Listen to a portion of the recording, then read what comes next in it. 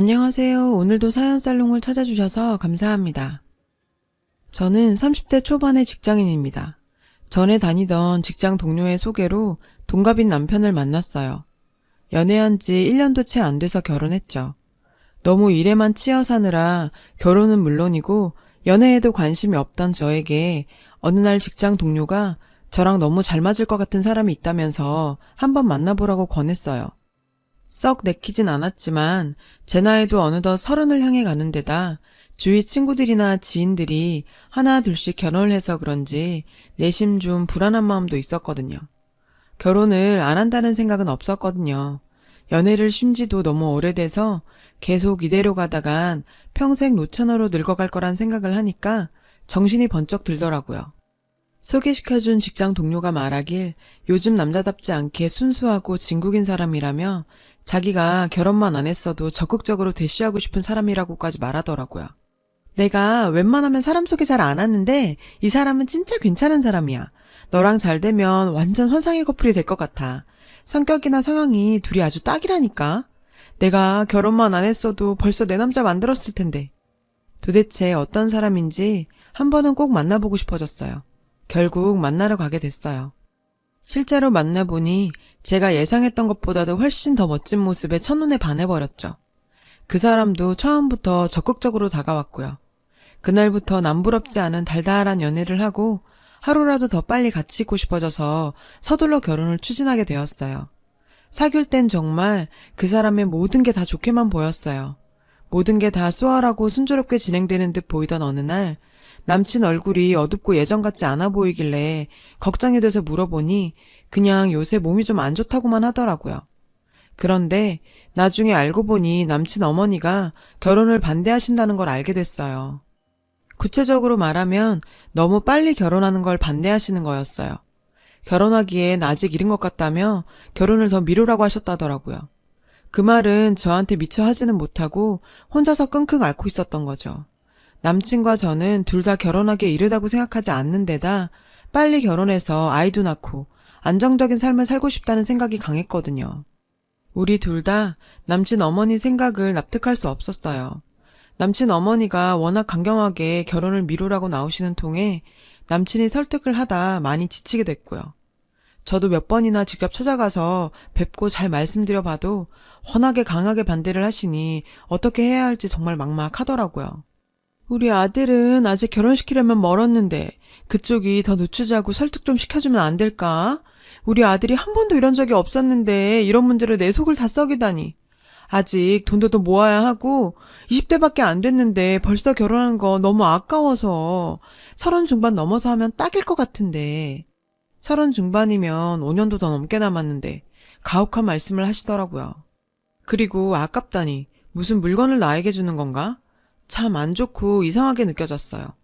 그러다가 결국엔 남친이 식음을 전폐하고 거의 폐인 수준까지 가니까 그제서야 겨우 허락해 주셔서 결혼할 수 있었어요. 아들이 그렇게까지 나오니까 더는 반대하기가 힘들었나 봐요. 이분 보통이 아니구나. 다 큰 성인인 아들 결혼에 너무 지나치게 간섭하시는 건 아닌가? 하는 생각도 들었지만 그만큼 아들을 많이 사랑하고 계시는구나 하고 좋게 생각했던 것 같아요. 오히려 그렇게 결혼을 미루라고 하시니까 그러면 그럴수록 둘 사이가 더 애틋해지고 사랑이 깊어져 갔고요. 아마 남들 같으면 진작에 지쳐서 포기했을 거란 생각이 들 정도로 결혼까지의 과정은 정말 어렵고 힘든 일의 연속이었어요. 일일이 다 말하기에 너무 많고 더 이상 생각하기도 싫을 정도의 사건들이 많았거든요. 혼수 때문에도 그렇고 구체적으로 결혼 준비에 들어가 보니 남친 어머니가 정말 사사건건 간섭을 하면서 힘들게 하더라고요. 그러다 보니 결혼 직전에 심각하게 혼자 속으로 고민도 많이 했었어요. 결혼하기 전부터도 이렇게 힘든데 결혼하고 나서는 잘 살 수 있을까? 더 늦기 전에 그냥 다 무르고 없었던 일로 하자고 할까? 별의별 생각이 다 들고 마음이 계속 흔들리더라고요. 그래도 결국은 우여곡절 끝에 결혼을 했고 신혼생활을 시작하게 된 어느 날 시어머니가 갑자기 신혼집에 연락도 없이 불쑥 찾아오셨어요. 기니 할 말이 있다며 중요한 얘기니까 명심하고 잘 새겨 들으라면서요. 내심 무슨 얘긴데 이렇게 심각한 건지 겁이 덜컥 났어요. 우리의 수입은 지금까지 내가 쭉 다 관리하고 있었는데 굳이 결혼했다고 해서 그만두는 건 그렇고 앞으로도 내가 계속 하려고 하는데 괜찮지? 너도 결혼했으니 이 집안 법을 따르는 게 맞는 거잖니. 안 그래? 내가 워낙 재테크에 일가견이 있으니 잘 불려줄 건 말할 것도 없고 나중에 준 거보다 몇 배로 더 돌려줄 테니. 이러시는데 갑자기 너무 당황스럽더라고요. 남편은 별다른 동요 없이 그저 듣고만 있었어요. 그러고 보니 연애 때부터 남편이 종종 얘기를 했었던 게 떠올랐어요. 자기 어머니는 여느 어머님들 같지 않다면서 주식이니 펀드니 해외 주식까지 손을 대시고 경제적인 감각을 타고나셨다고 했었거든요. 그래서 자기 수입도 다 어머니가 관리하시고 자기는 용돈만 받아 쓴다고요. 그땐 와, 그런 분도 계시는구나 하면서 신기하게만 생각했죠. 그런데 설마 결혼까지 한 아들 수입까지 계속 관리를 하시겠다고 나올 줄은 정말 꿈에도 생각 못했었어요. 전 결혼했으니 당연히 우리 수입은 우리가 관리하는 게 맞다고 생각했거든요. 무슨 말씀이신지 잘 알아들었지만 너무 갑작스러워서요. 조금만 생각할 시간을 주시면 안 될까요? 저희끼리 상의도 해봐야 하고요. 상의는 무슨 상의? 내 아들은 물을 것도 없이 찬성할 테고 너만 결정하면 될 일을 가지고 무슨 생각할 시간이야 필요해. 내가 그걸 다 갖는다는 말이 아니잖아. 나중에 준 것보다 더 배로 불려준다는데 세상에 이런 시어머니가 어딨어. 너 이런 시어머니 봤니? 들어나 봤어? 나 같은 사람 어디 가도 없을 거다. 넌 네가 얼마나 운이 좋고 복 받은 줄도 모르지? 그리고 한 달에 한 번 가계부 써서 보내라. 내가 너 경제관념도 보고 초반에 잡아줄게. 잊지 말고 꼭 써서 보내. 일주일에 한 번 보내라고 할 거 많이 줄여준 거야. 그리고 앞으로 차차 네 수입도 내가 관리해줄 테니 그리 알고. 세상에 도대체 이건 또 무슨 말인지 갈수록 더 황당하고 어이가 없었지만 그땐 어쩔 수 없이 그냥 긍정도 부정도 아닌 어정쩡한 반응을 보였던 것 같아요. 신혼 초에 너무 무방비 상태에서 생각하지도 못한 일을 당하니 어찌할 바를 모르겠더라고요. 어머님이 집으로 돌아가시고 나서 남편과 바로 얘기를 나눠봤어요. 자기야, 지금 어머님 말씀이 도대체 무슨 말이야? 왜 어머님이 자기랑 내 수입을 관리해? 지금까진 그렇다 해도 결혼했으면 당연히 분리해야 하는 거 아니야? 그리고 난 어머님보다 자기가 더 이해가 안 돼. 아깐 왜 아무 말도 안 하고 가만히 있었던 건데? 설마 진짜로 우리 수익 관리를 다 어머님께 맡기고 날 보고 가계부라도 써서 바치라는 거야 지금? 그랬더니 남편 놈 말이 더 가관이었어요. 얼굴 표정 하나 안 바꾸고 담담하게 말하면서 난 우리 엄마한테 다 맡기는 게 좋다고 생각해. 우리 둘 다 아직 어리고 직장생활 하는 것도 바쁘고 벅차잖아? 솔직히 우리 재테크까지 생각할 여유도 없고 능력도 안 되잖아? 내가 전에도 말했듯이 우리 엄마 재테크의 달인이야. 믿고 맡기면 크게 불려주실 거니까 자기도 너무 그렇게 부정적으로만 생각하지 마. 엄마가 우리 집 재산 불린 거 알면 놀랄걸?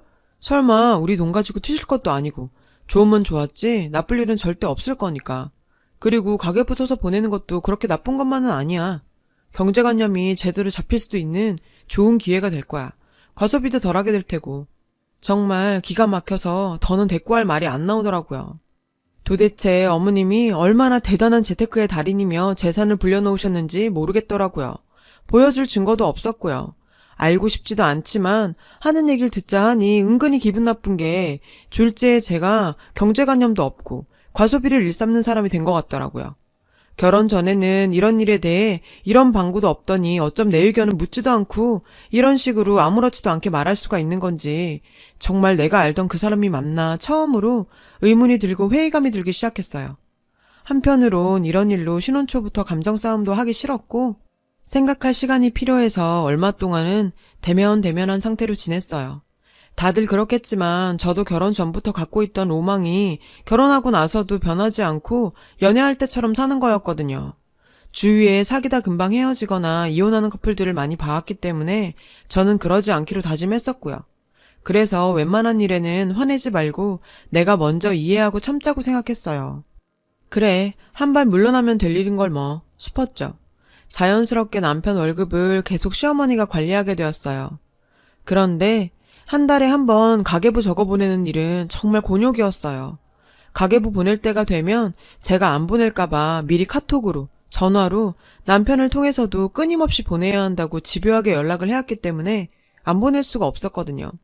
그리고 남편이 보내도 안 되고 꼭 제가 써서 보내라고 했어요. 정말 생각할수록 짜증이 나는 게 하나하나 제가 뭘 샀는지, 어디서 샀는지 10원 단위까지 구체적으로 써서 보내야지. 안 그러면 바로 전화가 와서는 꼬치꼬치 캐물었어요. 그러면서 잔소리를 늘어놓기 시작했는데 세상에, 넌 어쩜 이렇게 돈 알기를 우습게 하니? 도대체 쓸데없는 지출이 왜 이리 많아? 널 제대로 가르치려면 몇십 년이 걸려도 모자라겠다. 이런 식으로 늘 꼬투리를 잡고 비하했어요. 그리고 정말 유독 참을 수 없었던 건 저희 친정엄마 생신으로 50만 원을 지출한 게 있었는데 이걸 쓸까 말까 고민하다가 결국 써서 보냈는데 그게 화근이었어요. 전화를 해서 쌩 난리를 치더라고요. 도대체 친정에 보낸 50만 원은 왜 보낸 거야? 사돈 어른 환갑이었니? 내가 알기로는 아니라고 들었는데. 더 이상은 못 참겠어서 얘기했어요. 친정엄마 생신이신데 제가 바빠서 못 챙겨드릴 것 같아 그냥 현금으로 드렸어요. 아무리 시어머님이라셔도 제가 이런 것까지 말씀드려야 해요? 남편 돈도 아니고 제가 번 돈으로 드린 겁니다. 그리고 더는 가계부 안 적어 보낼 거예요. 라고 말하니 노발대발 화를 내면서 얘 말하는 것 좀 보게. 겨우 생일에 그 정도로 큰 돈을 보내? 10만 원을 보내도 충분히 큰 돈이야. 환갑이라도 되는 날엔 도대체 얼마를 보내려고 그래?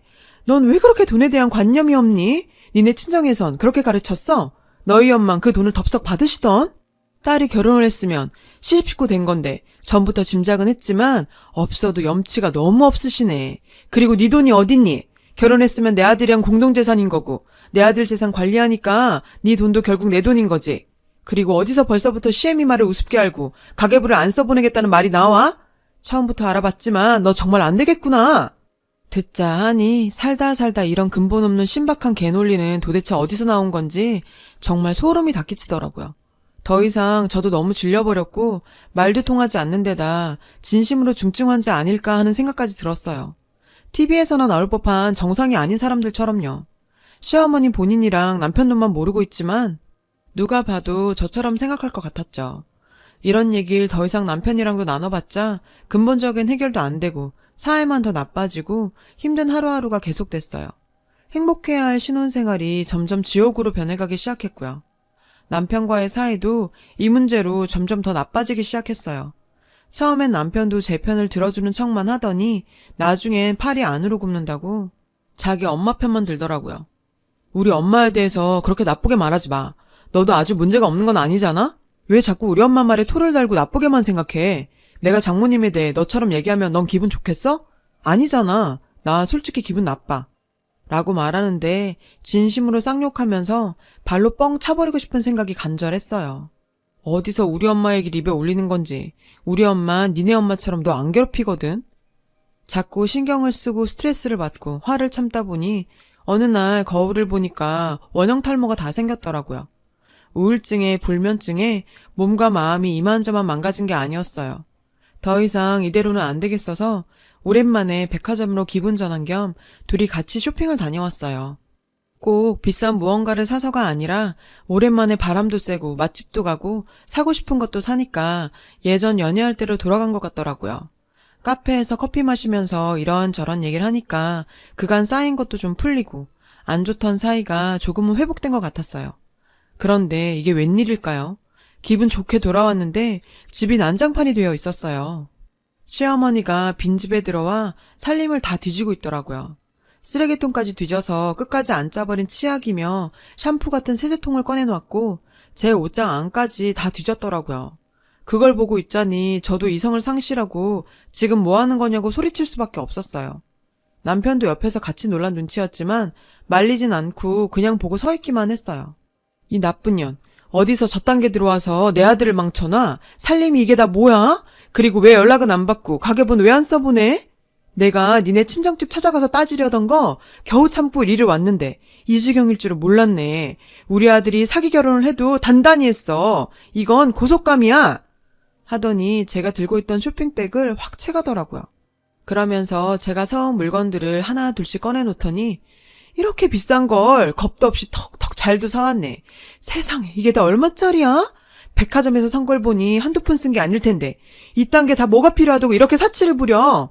이게 다 내 아들 돈으로 내 허락도 없이 함부로 막 사들인 거잖아. 당장 돈 내놔. 하면서 제가 사온 니트를 구기면서 찢으려고 하고 그게 안 되니 구두는 던져버리고 난리를 피우기 시작했어요. 남편이란 놈은 말리기는커녕 이젠 아예 멀찍이 떨어져서 강 건너 불구경하듯 앉아만 있었죠.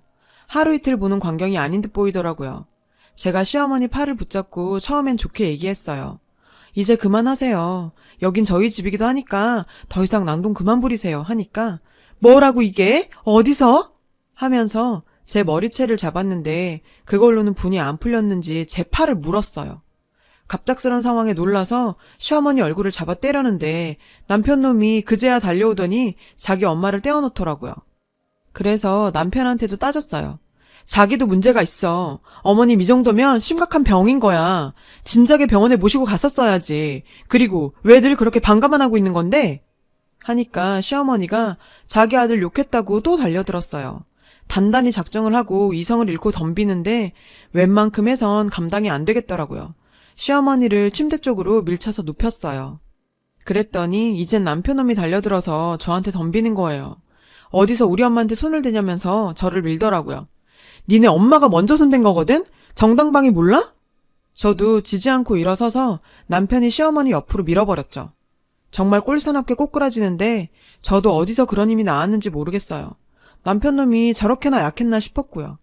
운동이라곤 숨쉬기 운동밖에 해본 적 없는 저질 체력이라 그랬던 건지 생각 같아선 더 심하게 공격하고 싶었지만 시어머니가 벌떡 일어나서는 긴 말 필요 없고 네가 가지고 온 거 싹 가지고 썩 꺼져! 이러더라고요. 여기 공동명의라 내 집이기도 하거든요? 그쪽이나 저 물건 가지고 썩 꺼져요. 라면서 남편을 가리키면서 얘기했죠. 이젠 저 인간들이랑 끝을 보고 싶더라고요. 옥신각신 계속 난리를 피우게 돼서 결국엔 제 친오빠랑 남동생까지 달려오게 됐어요. 시끄럽다며 주민들이 경찰에 신고해서 경찰차 출동해 동네 창피하게 한바탕 대환장 파티가 벌어졌어요. 이후엔 살다가 웬만하면 경험 안 했으면 좋았을 별별 일들을 다 겪고 견뎌가면서 겨우겨우 이혼할 수 있었어요. 지금에야 이렇게 담담하게 얘기하지만 정말 제 인생에서 지울 수만 있다면 다 지워버리고 싶고 다시는 생각하기도 싫은 날들이었답니다. 이혼하고 정신을 차리고 보니 평범하고 자유롭던 일상들이 이렇게 소중했던 걸 처음 깨달았어요. 그 인간들은 제가 없으니 더 가관이더라고요. 밖에서 사 먹은 음식 못 믿고 돈 많이 든다며 시모가 회사로 매일 아들 도시락을 싸다 준대요. 그놈은 여전히 용돈 땄으면서 자기가 하고 싶은 일도 못하고 찌질하게 살고 있고요. 연봉이 6천만 원도 넘는 놈이 정말 바보가 따로 없네요. 어느 날은 제 지인을 통해서 떠보는 연락을 받게 됐어요. 이제 자기가 잘못한 거 다 알고 충분히 반성하고 있으니 다시 시작하면 어떻겠냐고요. 제가 허락만 해준다면 그땐 정말 잘하겠다고 전화를 했대요. 날이 갈수록 제가 진정한 사랑이었고 자기는 저 없이는 못 사는 사람이란 걸 깨달았다나요. 또 그 여자는 아들이 지난번처럼 식음을 전폐하고 폐인처럼 사는 걸 보곤 아들 잡는다며 걱정을 하다 밥도 못 먹고 깡 말라서는 이젠 아예 쌍으로 들어 누워서 앓는다네요. 또 자기 엄마도 충분히 반성하고 있고 다시 돌아오면 가계부는 안 써보내도 된다고도 했대요. 하도 어이가 없어서 웃음이 다 나왔어요. 이것들이 장난하는 것도 아니고 쌍으로 제정신이 아닌 거였어요. 전 왜 그런 놈인 걸 모르고 단단히 콩깍지가 씌었던 걸까요? 어이가 없어서 아무 대꾸도 안 했어요. 그러던지 말던지요. 트라우마가 커서인지 아직까지 평생 결혼 생각은커녕 누군가를 만나는 것도 조심스럽고 무서운 일이 돼버렸지만 살다 보면 다 극복할 날이 올 거라 믿으려고요. 앞으로 꿋꿋하게 제 인생 살아보려고 합니다. 잘할 수 있겠죠? 여러분의 인생 꽃길만 걸으시길 바래요. 여러분, 사연 댓글에 응원과 현명한 조언 부탁드려요. 좋아요와 구독은 저에게 큰 힘이 됩니다. 오늘도 좋은 일 가득하세요.